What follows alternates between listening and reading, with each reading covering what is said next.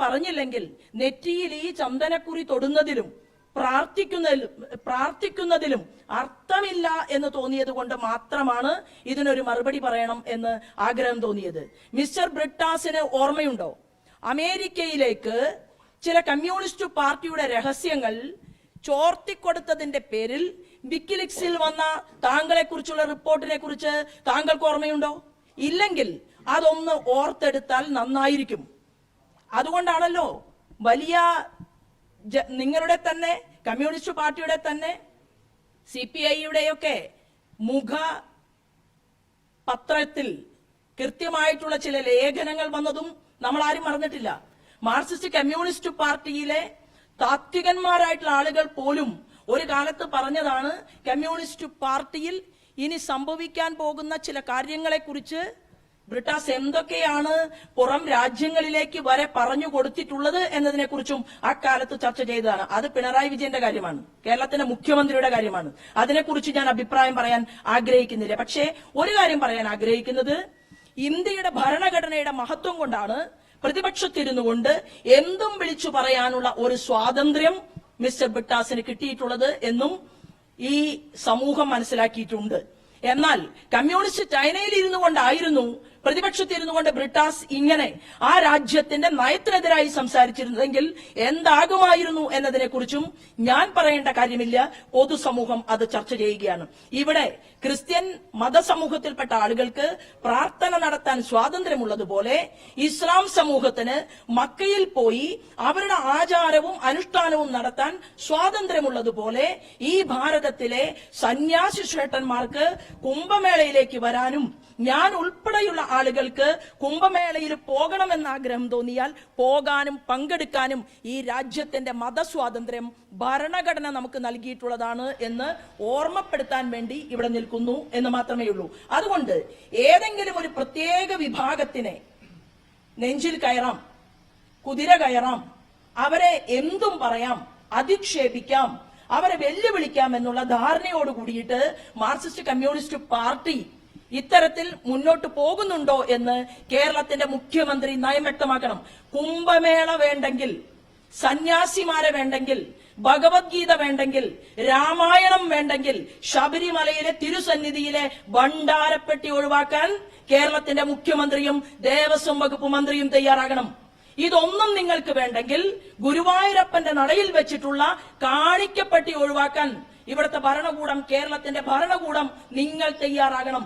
ഇതെല്ലാം നിങ്ങൾക്ക് വേണമെങ്കിൽ ഇവിടുത്തെ കോരന്റെയും കാളിയുടെയും സാധാരണ രാഘവേട്ടന്റെയും ഒക്കെ ഈ പോക്കറ്റിനകത്ത് കിടക്കുന്ന നാണയത്തുട്ടുകൾ അതിവിടത്തെ ഈശ്വര സന്നിധിയിൽ ചെന്ന് നിന്നുകൊണ്ട് അർപ്പിക്കുന്ന കാണിക്ക, അത് നിങ്ങൾക്ക് താല്പര്യമുണ്ടെങ്കിൽ, ദേവസ്വം വകുപ്പിൽ ഇരിക്കാൻ മാർക്സിസ്റ്റ് കമ്മ്യൂണിസ്റ്റ് പാർട്ടിക്ക് താല്പര്യമുണ്ടെങ്കിൽ ഇവിടുത്തെ സന്യാസിമാരോടുള്ള അവഗണനയും അന്യായവും നിർത്തിക്കാൻ ഇവിടുത്തെ മാർക്സിസ്റ്റ് പാർട്ടിയുടെ നേതൃത്വം തയ്യാറാകണം എന്നുകൂടി ഞാൻ പറയാൻ ആഗ്രഹിക്കുകയാണ്.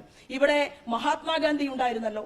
മഹാത്മാഗാന്ധിജി അദ്ദേഹത്തിന്റെ വിദേശ പര്യടനം കഴിഞ്ഞ് വന്നതിന് ശേഷം അദ്ദേഹം കുംഭമേളയിൽ പങ്കെടുത്തിട്ടുണ്ടല്ലോ. മഹാത്മാഗാന്ധിജി പോയ കുംഭമേളയെ കുറിച്ച് ചരിത്രമറിയാതെ ബ്രിട്ടാസ് സംസാരിക്കുകയാണ്. അതായത് ഏതും പഠിക്കുന്നു എന്ന് പറയുന്ന, ഞാൻ വലിയ ആളാണ് എന്ന് പറയുന്ന ആ വ്യക്തിയോട് ഞാൻ ചോദിക്കാൻ ആഗ്രഹിക്കുന്നത്, രാഷ്ട്രത്തിന്റെ മണ്ണിനെ സ്നേഹിച്ച, ഈ രാഷ്ട്രത്തിന്റെ സനാതന സംസ്കൃതിയെ സ്നേഹിച്ചവർ മുഴുവൻ കുംഭമേളയെ അംഗീകരിച്ചിട്ടുണ്ട്.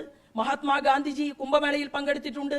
സ്വാമി വിവേകാനന്ദൻ അദ്ദേഹത്തിന്റെ പര്യടനം കഴിഞ്ഞ് തിരിച്ചു വന്നപ്പോ ഈ ഭാരതാംബയുടെ ഒരു പിടി മണ്ണെടുത്ത് തന്റെ തല മുതൽ പാദം വരെ ശരീരത്തിൽ പുരട്ടിയെന്ന് അദ്ദേഹത്തിന് വിവേകാനന്ദ സാഹിത്യ സർവസ്വം മനസ്സിലാക്കിയിട്ടുള്ള ആർക്കാണ് അറിയാത്തത്?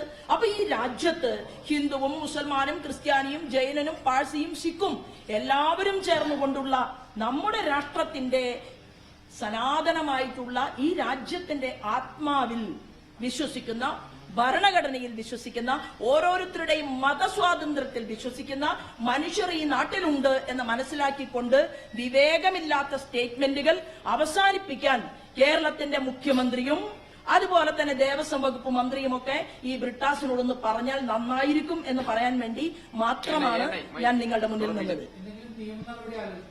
അല്ല, ഇത് തീർച്ചയായിട്ടും കേരളത്തിൽ ഒരു നിയമവും വേണ്ട.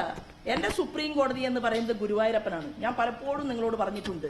അപ്പോ കേരളത്തിലെ കോടിയേരി ബാലകൃഷ്ണൻ സനാതന മൂല്യത്തെ വെല്ലുവിളിച്ചു. ഇപ്പൊ നമ്മളോടൊപ്പം ഇല്ല അദ്ദേഹം.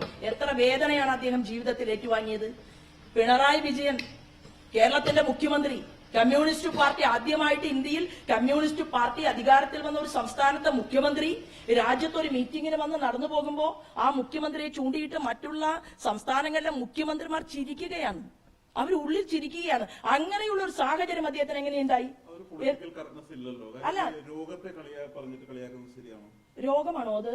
ഞാൻ പറഞ്ഞ എന്താണ്? ശബരിമലയെ തകർക്കാൻ നിങ്ങൾ തെറ്റിദ്ധരിച്ചതാണ്. ശബരിമലയെ തകർക്കാൻ വേണ്ടി സ്വന്തം ആഭ്യന്തര വകുപ്പിനെ ഉപയോഗപ്പെടുത്തി, പോലീസ് അധികാരത്തെ ഉപയോഗപ്പെടുത്തി വിശ്വാസമില്ലാത്ത സ്ത്രീകളെ മലകയറ്റിച്ചതിന്റെ അതിന്റെ ബാക്കി പത്രമായിട്ട് പലരും അവിടെ അനുഭവിക്കുന്നുണ്ട് എന്നാ പറഞ്ഞത്. അല്ലാതെ മുഖ്യമന്ത്രി പിണറായി വിജയന് രോഗമാണ് എന്നൊന്നും ഞാൻ പറഞ്ഞില്ല. എനിക്കറിയില്ല. ഞാൻ മനസ്സിലാക്കിയിട്ടുള്ളത് ജോൺ ബ്രിട്ടാസ് ആരാണ്? ജോൺ ബ്രിട്ടാസ് കേരളത്തിലെ ജനങ്ങൾക്ക് വേണ്ടി 10 ദിവസം മാർക്സിസ്റ്റ് പാർട്ടിക്ക് വേണ്ടി പണിയെടുത്തിട്ടുണ്ടോ? മേലെങ്കിൽ പണിയെടുത്തിട്ടുണ്ടോ? ഏതെങ്കിലും ഒരു പാർട്ടി യോഗത്തിൽ പങ്കെടുക്കാൻ വേണ്ടിയിട്ട് കഷ്ടപ്പെട്ട സഖാക്കന്മാരുടെ പട്ടികയിൽ ജോൺ ബ്രിട്ടാസിനെ പെടുത്താൻ പറ്റുമോ?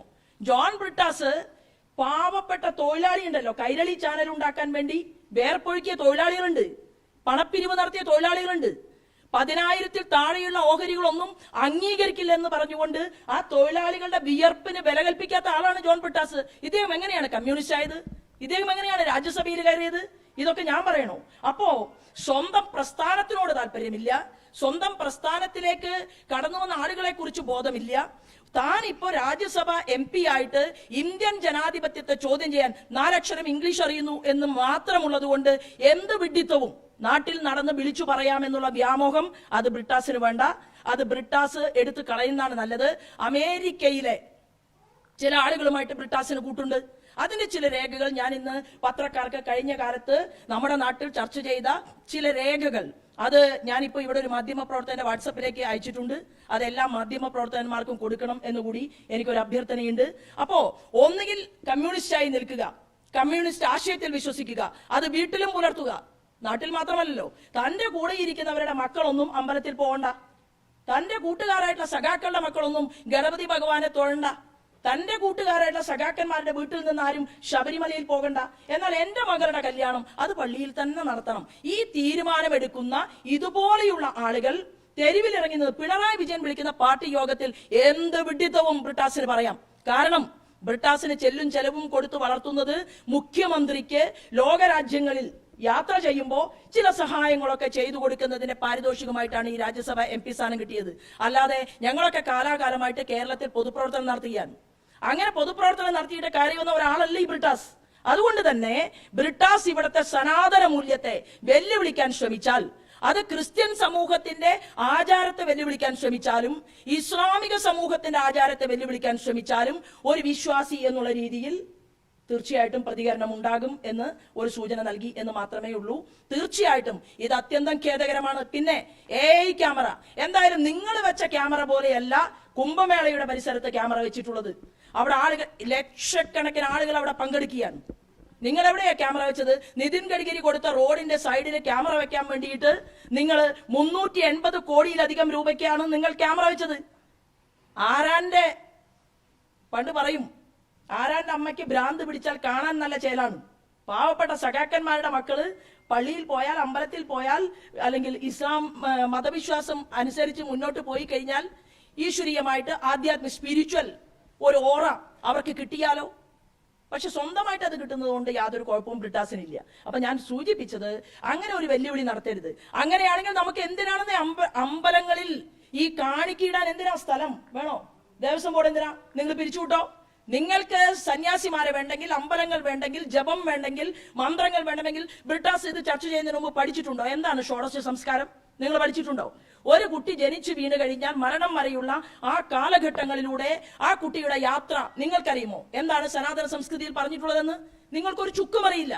ഒന്നും അറിയാത്ത ഒരു കാര്യത്തെക്കുറിച്ച് പൊതുസമൂഹത്തിന്റെ മുന്നിൽ സ്വയം അപമാനിതനാകാൻ ശ്രമിക്കരുത് എന്ന് പറയുകയാണ്. AI ക്യാമറ അവിടെ വെച്ചിട്ടുണ്ട്. AI ക്യാമറ ആളുകളുടെ മൂവ്മെന്റിനെ കുറിച്ച് അവിടെ പരിശോധിക്കുന്നുണ്ട്. AI ക്യാമറയെ ഉപയോഗപ്പെടുത്തിക്കൊണ്ട് ആളുകൾക്ക് സൗകര്യങ്ങൾ ഒരുക്കുന്നുണ്ട്. എത്രയോ നല്ല രീതിയിൽ മുഖ്യമന്ത്രി നേരിട്ട് ചെന്ന് എത്തി തിരക്കിനെ നിയന്ത്രിക്കാൻ ശ്രമിക്കുന്നുണ്ട്. പക്ഷെ ഗതികേടെന്ന് പറയട്ടെ, വലിയ തിരക്കുള്ള പല സ്ഥലങ്ങളിലും അപകടങ്ങൾ ഉണ്ടായിട്ടുണ്ട്. ആ അപകടങ്ങൾ ഉണ്ടാകുന്നത് ആർക്കും സന്തോഷമില്ല. പല പുണ്യസ്ഥലങ്ങളിലും ഇതുപോലെ അപകടങ്ങൾ ഉണ്ടാകുന്നു, നമ്മൾ വേദനിക്കുന്നുണ്ട്. എന്താ കൊച്ചിയിലുണ്ടായത്? 10 സ്ത്രീകൾ ഒരുമിച്ച് ഡാൻസ് കളിച്ചപ്പോ ഉമ ടീച്ചർ മുകളിൽ നിന്ന് താഴെ വീണു അല്ലെ? നമ്മളെല്ലാവരും ദുഃഖിച്ചു. അതുപോലും നോക്കാൻ അറിയാത്ത ഭരണകൂടം എറണാകുളത്ത് ഉണ്ടായിരുന്നു. ഒരു കെട്ടിടം അല്ലെങ്കിൽ എങ്ങനെയാണ് ഒരു ബോർഡ് കെട്ടേണ്ടത് എന്ന് പോലും അറിയാത്ത സാഹചര്യം ഉണ്ടായിരുന്നു. എന്നിട്ടാണ് ഇത്രയും ലോകം മുഴുവൻ ഉറ്റുനോക്കുന്ന, ഇത്രയും ലക്ഷക്കണക്കിന് ആളുകൾ പങ്കെടുക്കുന്ന കുംഭമേളയെ വെല്ലുവിളിച്ചുകൊണ്ട് കമ്മ്യൂണിസ്റ്റ് ചൈനയെ ഇത്ര കണ്ട് സ്നേഹമാണെങ്കിൽ എന്നാ പിന്നെ അവിടെ പോയിട്ട് സിറ്റിസൺഷിപ്പ് എടുത്താൽ പോരെ? അതല്ലേ നല്ലത്? അവിടെ ഇരുന്നു കൊണ്ട് ഏത് പ്രവർത്തനത്തിനും നേതൃത്വം കൊടുക്കാം. അതുകൊണ്ട് ദയവ് ചെയ്ത് ഈ കലാപരിപാടികൾ നിർത്താൻ മിസ്റ്റർ ബ്രിട്ടാസ് തയ്യാറാവണം എന്ന് സൂചിപ്പിക്കാൻ വേണ്ടി മാത്രം ഞാൻ എന്റെ അഭിപ്രായം പറഞ്ഞു എന്ന് മാത്രമേ ഉള്ളൂ. ഇതിപ്പോൾ ഒരു കുംഭമേളയെ അവഗണിച്ചെന്ന് പറയുന്നു. ഇന്നലെ ഒരു വംശീയ പരാമർശം എന്ന് തന്നെ പറയാം സുരേഷ് ഗോപി നടത്തിയത്. ഉന്നത കുല ജാഥ ആദിവാസി വിഭാഗങ്ങളുടെ ചുമതലയിൽ വരട്ടെ, ഉന്നമനം അതിലൂടെ ഉണ്ടാകും. അതിലെന്താണ് പറയാനുള്ളത്? എങ്ങനെയാണ്? ഉന്നത കുല ജാഥ ആദിവാസി വകുപ്പിന്റെ ചുമതലയിലേക്ക് വരട്ടെ, എന്നാലേ ഉന്നമനം ഉണ്ടാകും ആ വർഗക്കാർക്ക്, മീൻസ് ഗോത്ര വിഭാഗത്തിന്. അല്ല, ഞാൻ മനസ്സിലാക്കുന്നത് അദ്ദേഹം ഒരുപക്ഷെ പറഞ്ഞിട്ടുണ്ടാവുക, ഈ സമൂഹത്തിൽ നിന്ന് വരുന്ന ആളുകൾ കേരള നിയമസഭയിൽ ഒരുപാട് ആളുകളുണ്ട്. SC ST വിഭാഗക്കാരന്റെ ആനുകൂല്യങ്ങൾ എല്ലാം നേടിയെടുത്തുകൊണ്ട് ഇവിടെ ഈ പാർലമെന്റിനകത്തുണ്ടല്ലോ ഒരാൾ 8 തവണയിലധികമായി MP ആയിട്ട് പായയും കിടക്കയും പാർലമെന്റിനകത്ത് വെച്ചിരിക്കുകയാണ്. എപ്പോഴും ജയിക്കും. ഒരു SC വിഭാഗക്കാരന്റെ ഉന്നത വിദ്യാഭ്യാസത്തിന് വേണ്ടി പോകുന്ന പാവപ്പെട്ട SC വിഭാഗത്തിൽപ്പെട്ട ST വിഭാഗത്തിൽപ്പെട്ട കുട്ടിയുടെ ആനുകൂല്യം നിരസിച്ചിട്ട് അതൊന്ന് കേരളത്തിന്റെ അവിടുത്തെ വകുപ്പ് മന്ത്രിയെ വിളിച്ച് പറയാൻ തയ്യാറാകാത്ത MP-മാരും കേരള നിയമസഭയ്ക്കകത്ത് SC വിഭാഗത്തിൽ നിന്ന് ജയിച്ചു കഴിഞ്ഞാൽ ഞാൻ SC വിഭാഗക്കാരനാണ് എന്ന് പറയാൻ മടിയുള്ളവരുമുള്ള കേരളത്തിൽ ഇനി ആളെ മാറ്റണമോ എന്നാണ് അദ്ദേഹം ഉദ്ദേശിച്ചത്. എന്നെ പോലെ ഒരുപക്ഷെ മാധ്യമപ്രവർത്തകരുടെ മുന്നിൽ അദ്ദേഹത്തിന് ചിലപ്പോൾ കൃത്യതയോട് കൂടിയിട്ട് പറയാൻ സാധിച്ചിട്ടുണ്ടാകും എന്ന് ഞാൻ കരുതുന്നില്ല. എങ്ങനെ? അല്ല, അത് എനിക്കറിയില്ല. ഞാൻ ഒന്നാമത് നിങ്ങളോടാണ് പറയുന്നത്. അതായത് നിങ്ങൾക്ക് ഏറ്റവും അടുത്ത് ചെന്ന് നിന്ന് സംസാരിക്കാൻ സാധിക്കുന്ന ഒരാൾ തന്നെയാണ് അദ്ദേഹം എന്നാണ് ഞാൻ മനസ്സിലാക്കിയിട്ടുള്ളത്. അല്ല, എന്നെ സംബന്ധിച്ച് അതായത് ഭാരതത്തിന്റെ സംസ്കൃതി എന്ന് പറയുന്നത് അത് വേദങ്ങളുടെയും പുരാണങ്ങളുടെയും ഉപനിഷത്തുക്കളുടെയും ഒക്കെ ഒരു നാടാണ്. അവിടെ എവിടെയും ആദ്യ കാലഘട്ടത്തിൽ ഇത്തരത്തിലുള്ള യാതൊരു പരാമർശങ്ങളും നമ്മൾ ആരും കേട്ടിട്ടില്ല. ഇപ്പൊ തന്നെ മാധ്യമ സുഹൃത്തുക്കളുടെ ഇപ്പോഴത്തെ ഈ ചോദ്യത്തിന്റെ അർത്ഥം എന്താണ് എനിക്ക് മനസ്സിലായി. എന്താ അർത്ഥം? ശോഭാ സുരേന്ദ്രൻ ഇവിടെ കുംഭമേളയ്ക്ക് അനുകൂലമായിട്ട് സംസാരിക്കുന്നു, ബ്രിട്ടാസ് കുംഭമേളയ്ക്ക് എതിരായിട്ട് സംസാരിച്ചിരിക്കുന്നു. അപ്പൊ സുരേഷ് ഗോപി വേറെ ഏതെങ്കിലും രാജ്യത്തേക്ക് പോയിട്ടില്ലല്ലോ. ഡൽഹിയിൽ വരുമ്പോൾ അങ്ങ് എന്താണ് ഉദ്ദേശിച്ചത് എന്ന് വിശദമായിട്ടൊന്ന് ചോദിച്ചതിന് ശേഷം ഞാൻ കേരളത്തിൽ പോകുന്നുണ്ടല്ലോ 2 ദിവസം കഴിഞ്ഞിട്ട്, അവിടെ എത്തിയിട്ട് ഞാൻ അതിന് മറുപടി പറയാം. ഇപ്പൊ എനിക്ക് പറയാനുള്ളത് നിങ്ങൾ കാണണം, നിങ്ങൾ സുരേഷ് ഗോപി അല്ല, എനിക്ക് എന്നോടല്ല, അതായത് ഇപ്പോ ഞാൻ ഇവിടെ സംസാരിച്ചത്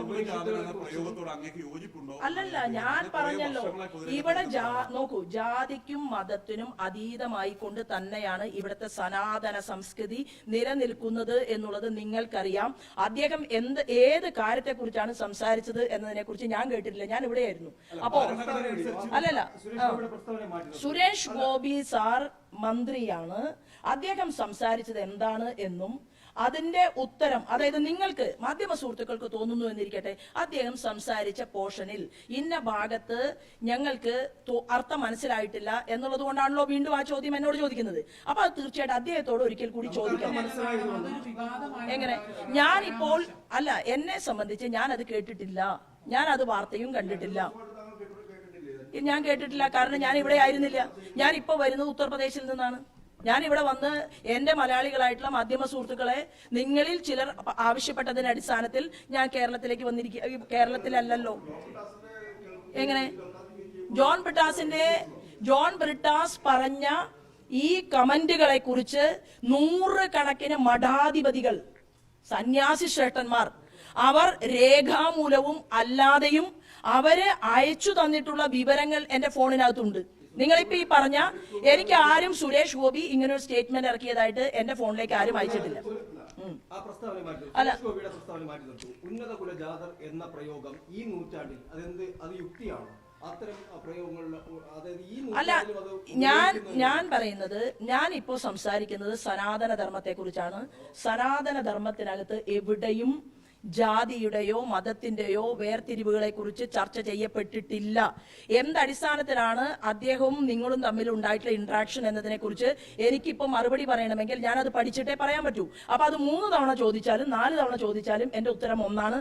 ഞാൻ പറയാൻ ആഗ്രഹിക്കുന്നത്, നമ്മുടെ രാജ്യം എന്ന് പറയുന്നത് തീർച്ചയായിട്ടും എല്ലാ മതവിഭാഗത്തിലും പെട്ട ആളുകൾ ഒരുമിച്ച് ചേർന്നുകൊണ്ട് വളരെ സന്തോഷത്തോടുകൂടി ജീവിക്കുകയും അവർ എല്ലാവരും കഷ്ടപ്പെടുകയും കഠിനാധ്വാനം നടത്തുകയും ലോകം മുഴുവൻ ഇന്ത്യക്കാരെ, നമ്മുടെ രാജ്യക്കാരെ ബഹുമാനിച്ചു കൊണ്ടിരിക്കുകയും ചെയ്യുന്ന ഒരു കാലാംശത്തിൽ എനിക്ക് പറയാനുള്ളത് ലോകം ഉറ്റുനോക്കുന്ന കുംഭമേളയെ കുറിച്ചാണ്. മറ്റ് സബ്ജക്റ്റുകൾ ഇനി വീണ്ടും പറയാമല്ലോ, നാളെയോ മറ്റന്നാളോ ഒക്കെ നമുക്ക് പറയാം.